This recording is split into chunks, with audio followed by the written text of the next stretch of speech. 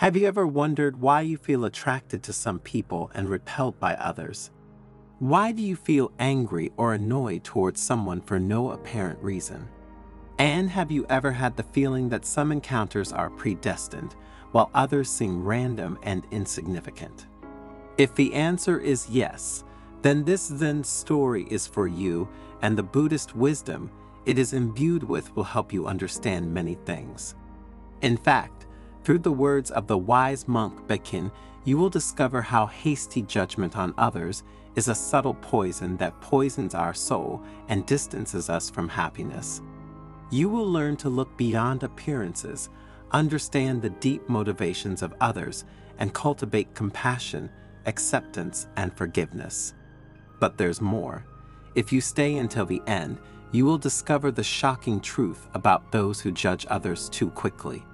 A truth that could forever change the way you see the world and yourself. So, before judging others, watch this video.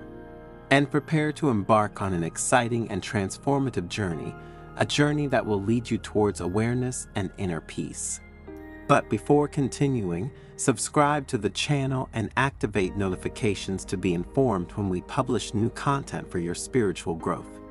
The icy wind of the Himalayas lashed the faces of the pilgrims who walked the tortuous path that climbed towards the monastery of the monk Bekin. Among the pilgrims who faced the arduous path, Anya stood out, a young woman with a tormented look. Her green eyes, usually full of life, now reflected a deep pain, a shadow that clouded her radiant beauty. Beside her, the elderly Kenji advanced with a slow but sure step, his dark and deep eyes like wells of age-old wisdom. Kenji, a wandering monk who had dedicated his life to the search for truth, exuded an aura of calm and serenity that instilled courage in those around him. "Master," Anya asked, her voice cracking with fatigue and pain, "why does this climb seem interminable? What do we hope to find up there, on top of this sacred mountain?" Kenji stopped, placed a hand on her shoulder, and replied with a benevolent smile, "The climb, my dear Anya, is a reflection of our inner journey. Every step is a test, an opportunity to overcome our limits, to purify our mind, and get closer to the truth. And at the top, we will find Bekin, an enlightened monk whose wisdom will guide us towards understanding our true nature." Anya nodded, trying to suppress the tears streaming down her face. A few months earlier, she had tragically lost her husband in a car accident. An event that had turned her life upside down and had plunged her into an abyss of pain and despair. The journey continued slow and tiring among breathtaking landscapes and silences full of meaning. Anya and Kenji shared stories and reflections, forming a deep bond based on trust and mutual understanding. Kenji, with his wisdom and kindness, helped Anya grieve and find the strength to move forward. Finally, after hours of walking, they reached the Bekin Monastery, a place with imposing walls, built with ancient stones and decorated with sacred symbols. The atmosphere of mysticism and sacredness that was breathed was such that the tiredness of the pilgrims seemed to have vanished in an instant. "Welcome, my children," Bekin said in a warm and enveloping voice as he welcomed them. "I am happy to see you come this far. Your journey has been long and tiring, but I am sure it will be worth it." Then, waving his hand, he invited them to follow him and led them into a large, bright room, where the sun's rays filtered through the windows decorated with colorful mandalas. The pilgrims sat in a circle, forming an aura of reverence and expectation. Bekin sat in the center, crossing his legs in the lotus position. "Today," he began, "we will talk about a subtle poison that poisons our souls and takes us away from happiness, the hasty judgment of others." Anya winced.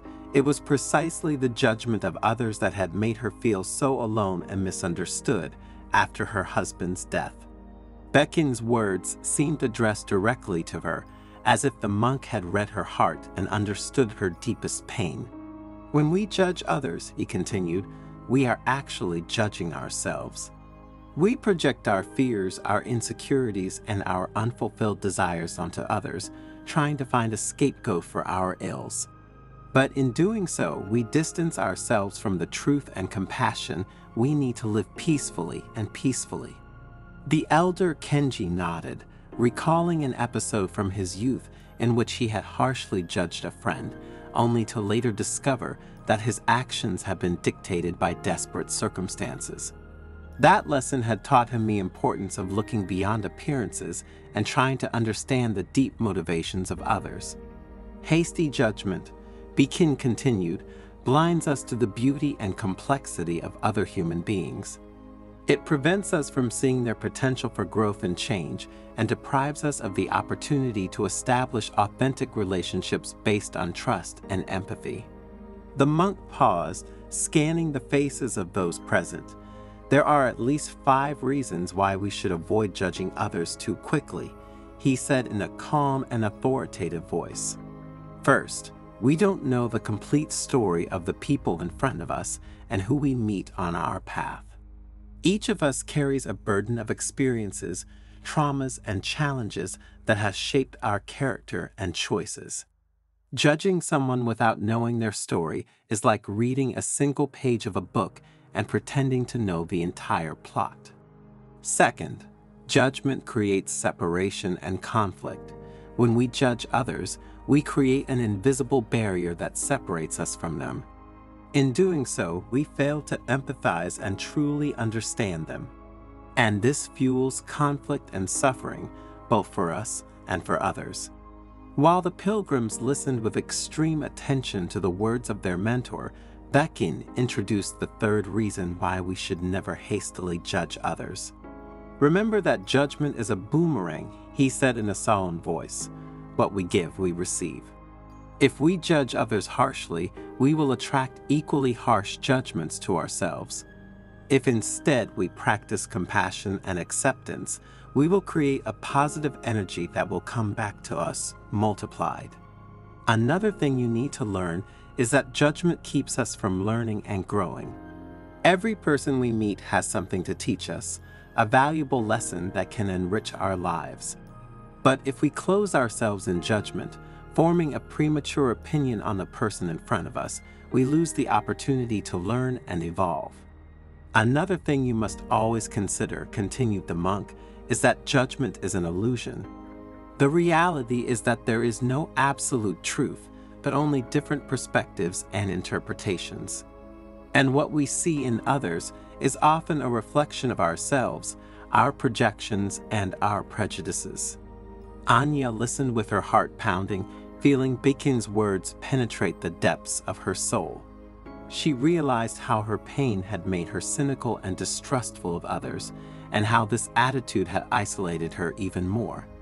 Now she knew that if, following her husband's death, she had not withdrawn into herself, she would probably have found comfort and support in the people who loved her.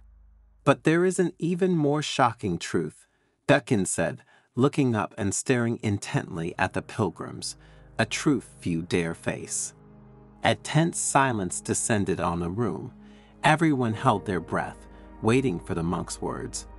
The truth, said the master in a solemn voice, is that our judgment of others is actually our judgment of ourselves in a past life. A shiver ran down Anya's spine. The idea of reincarnation was not foreign to her, but hearing it mentioned in that context gave her goosebumps. The souls we meet in this life, Bekin explained, are souls we have already met in previous lives. Our relationships with them are the fruit of karma accumulated over countless existences. If we judge someone harshly, it is because in a past life we were wronged by them or because we made a mistake towards them. Anya closed her eyes, trying to absorb those shocking words, and suddenly, a distant memory surfaced in her mind, the blurry image of a man who mistreated her. The woman, faced with this memory, felt an excruciating pain in her chest, a sense of helplessness and desperation. Was that why she had always had trouble trusting men? He wondered. But don't despair, Bekin continued, noting the dismay on the pilgrims' faces, particularly Anya's. Awareness of this truth offers us the opportunity to free ourselves from the cycle of karma and heal the wounds of the past. In fact, through compassion and forgiveness, we can transform our relationships with others and find inner peace. Anya opened her eyes, feeling lighter and freer. The elderly monk's words had lit a spark of hope in his heart. Perhaps through understanding and acceptance, he could finally overcome the pain and find the joy of living again. The sun was setting when the pilgrims left the monastery. Anya turned to look at the towering walls one last time, feeling a sense of gratitude and renewed determination. Her journey had just begun, but she knew she wouldn't be alone. Kenji smiled at her, and together they continued their journey towards the valley, ready to face the challenges of the future with wisdom and compassion. But what does this story teach us? That hasty judgment is an illusion that imprisons us in the past and prevents us from fully living the present. It reminds us that every person we meet is a universe in itself, with a unique story and an inner richness that deserves to be discovered. And it invites us to look beyond appearances, to try to understand the profound motivations of others, to practice compassion and forgiveness. The shocking truth is that every judgment we make about others is actually a judgment we have about ourselves in a past life. But through awareness, compassion, and forgiveness, we can break the chains of karma and find true freedom.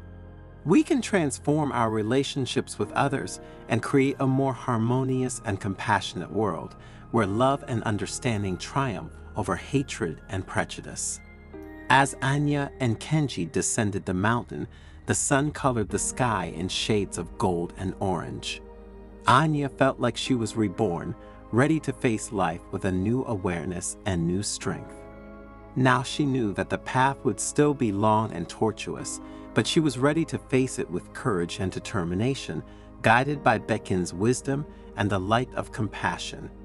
Let us always remember that, even in the darkest moments, there is always the possibility of finding the light.